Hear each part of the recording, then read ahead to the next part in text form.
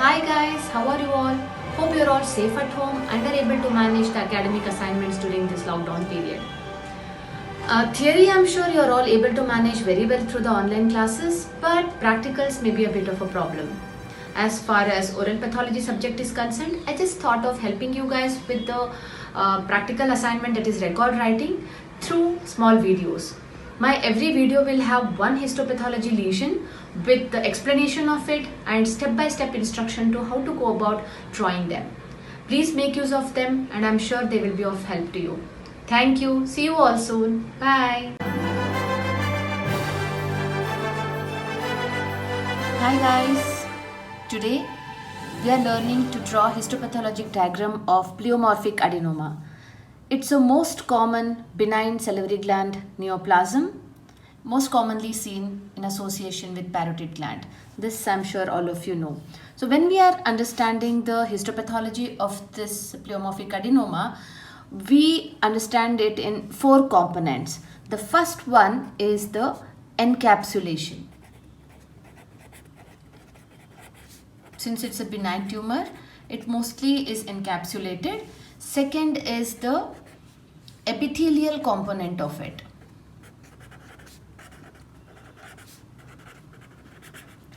Third, myoepithelial component.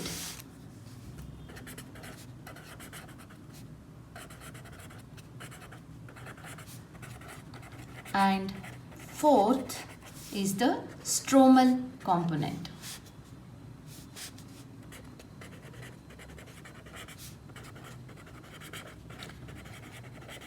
Important thing about pleomorphic adenoma, it is called pleomorphic because the histopathology shows all these components in varied proportions.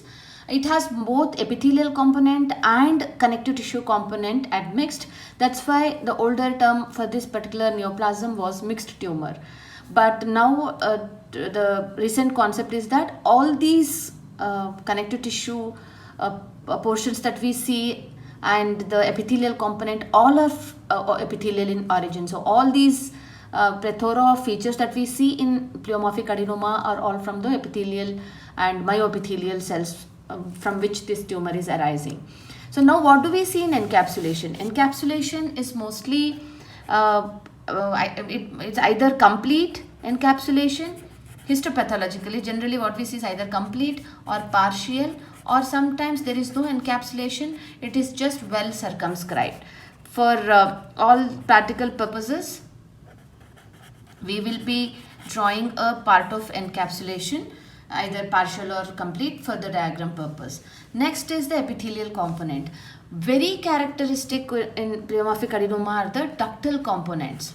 Okay, ductal components we will be seeing, or tubules in the form of tubules. All the epithelial, that is luminal and abluminal cells, will form ducts and tubules, and these ducts are filled with eosinophilic material called as eosinophilic coagulum.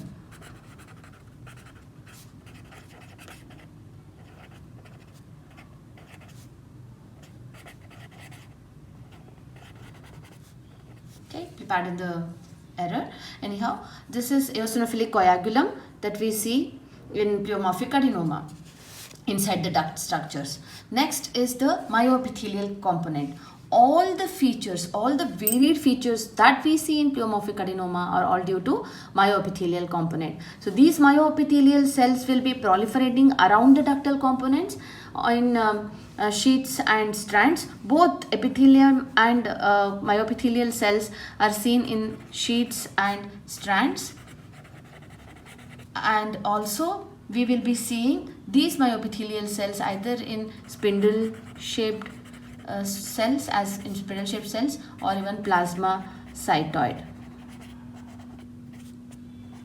as plasmacytoid cells. Coming to stromal component, we see again, due to myoepithelial cells, the myoepithelial cells produce matrix and they get stuck inside the matrix, giving chondroid, myxoid, osteoid, myxochondroid. All these features, or chondromyxoid, whatever you want to call, all these features we see in pleomorphic adenoma. So these are the components that we will be drawing in histopathology diagram of pleomorphic adenoma. So let's start drawing the diagram. As always, we take up a drawing sheet and we use either a bangle or a cup or a mug to draw a circle. See, we can use either a bangle to draw a circle or we can use a mug. So I will here in this case I'll be using a mug to draw a nice beautiful circle. It will be easier if you draw the circle on one side of the sheet, so that the other half of the sheet you can use for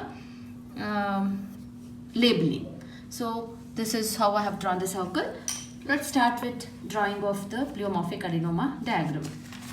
Now just keep in mind that we have taken this eosin and hematoxylin pencil and we start drawing. So as I mentioned, the first component is the encapsulation.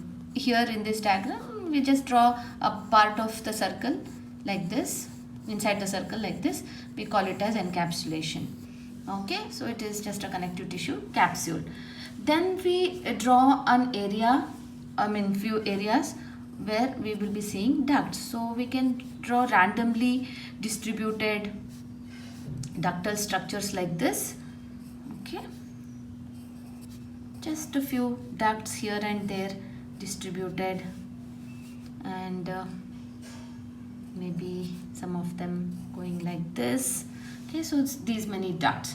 So inside the ducts we draw the cuboidal cells, or we call them as luminal cells.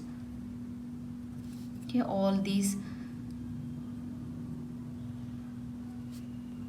lumen that we have drawn, now we will be filling them with cells. Get a very sharpened pencil to draw these cells, because they are very delicate structures. Again, as always I mention that draw these histopathology diagrams with great interest. Once you draw these diagrams, you will understand all the features of histopathology and you will be able to write in the exams as well. Okay, so these are the luminal cells or the ductal component that we have drawn. Along with that, we will be drawing few abluminal cells and the myoepithelial cells proliferating around these ductal structures. So I will just draw some circular or spindle shaped cells.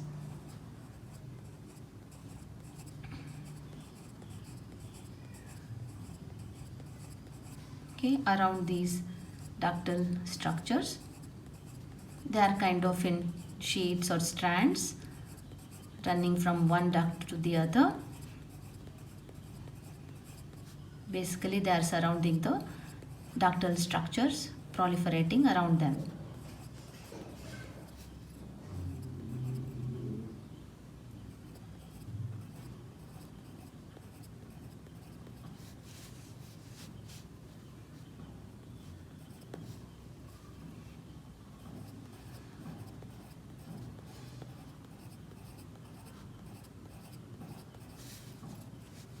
And few of the sheets running here this side.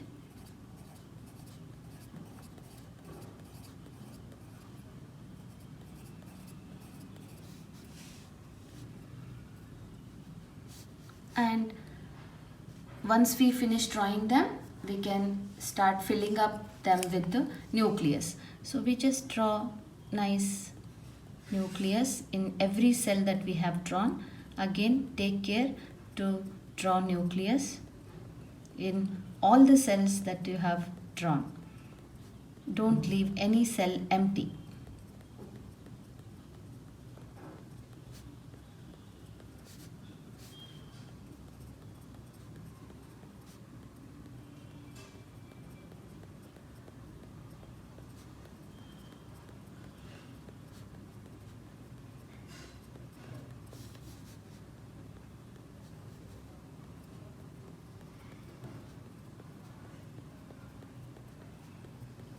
If you get a chance, you can keep your papers and sheets ready when I start my video. You can draw along with me. That way you will be completing your diagram along with mine. So that way it will be a reinforcement of learning. So this is how I've just drawn the nucleus in all the cells that I have drawn, and then I will be, these are the ductal cells, few of them which were left out, we can take care of them later as well. Next we will be drawing some sheets of cells. Okay, you can just draw a kind of a sheet like this, and probably going like this. Okay, and fill them with cells again. These are kind of squamous metaplastic areas, or the myoepithelial cells, epithelial cells proliferating in sheets, strands and sheets that we mentioned. So we will be filling them with cells. Okay, you can draw few more here.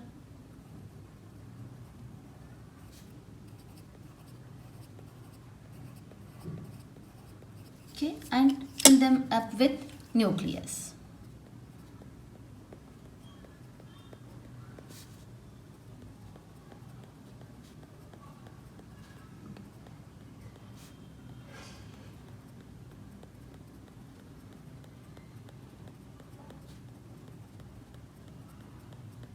Okay, so this way you will have drawn the strands and the sheets of cells.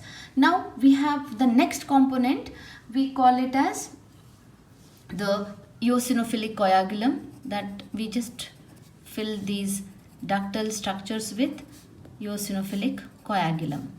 Okay.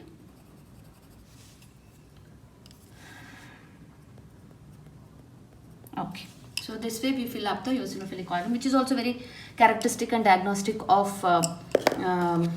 pleomorphic adenoma.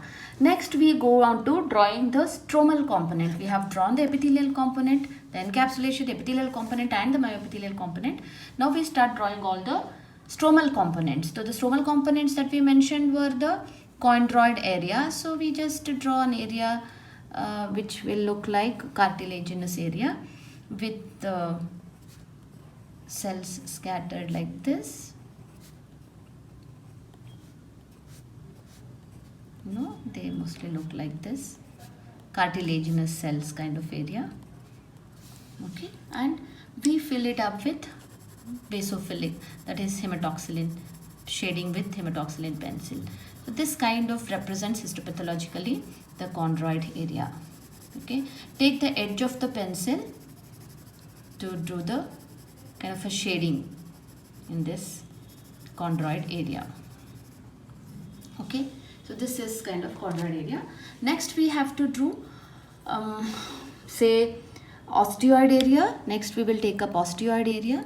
So we will just put one area like this to do the osteoid area. So draw kind of osteocytes with the lacunae, small ones, with the small nuclei somewhere, very small one, empty space kind, and then fill up the rest of the area with the eosinophilic material that gives an osteoid feeling.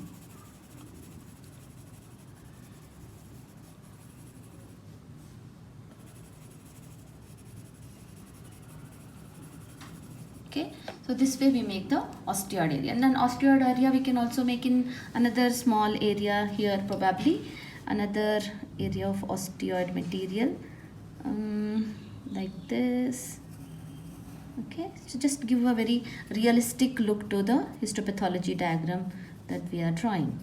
Okay, so this is how we draw, with the nucleus in the center and then the osteoid area, that is the pinkish shading with the eosin pencil.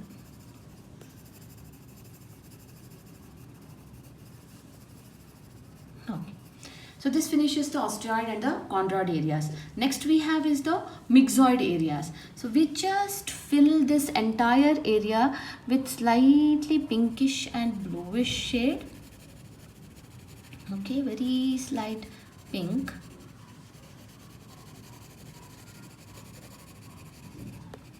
Okay, all the rest of the area we fill it up with pinkish shade and then bluish shade, because the myxoid area will also give a very bluish hue.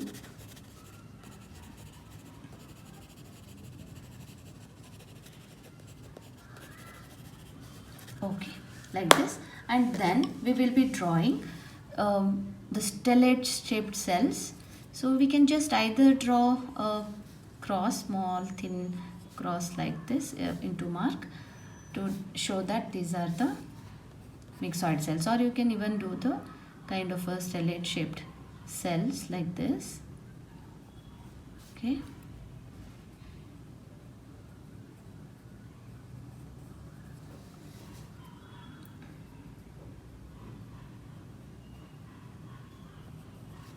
Like this, to show that they are the stellate shaped cells. And we put a small nucleus in the center.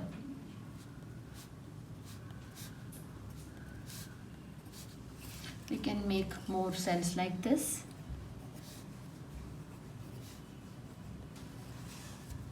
To show that there are all these areas are the myxoid areas.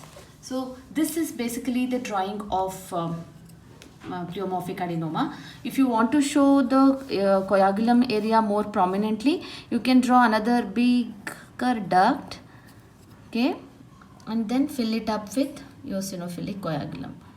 Okay.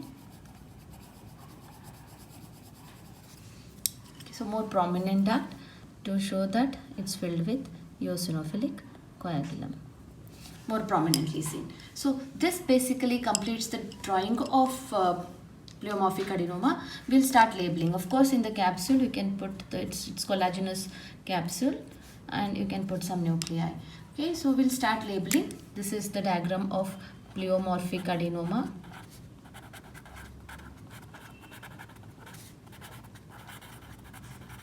Now that we have drawn all the components, we start labeling. This is the encapsulation, connective tissue.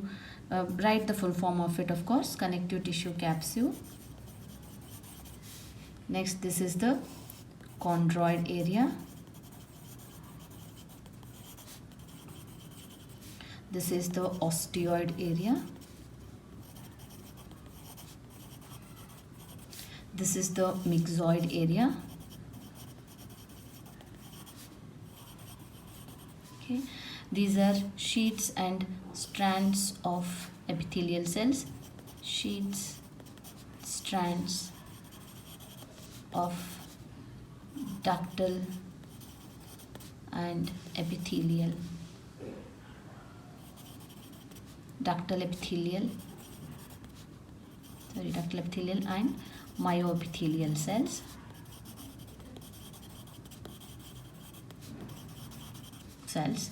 Okay, some of the areas you can even show squamous metaplasia. For UG level, for BDS level, it is enough to draw these many structures, but if you are a PG student, postgraduate student, you can draw the squamous metaplasia, etc., and you can show all the components along with it.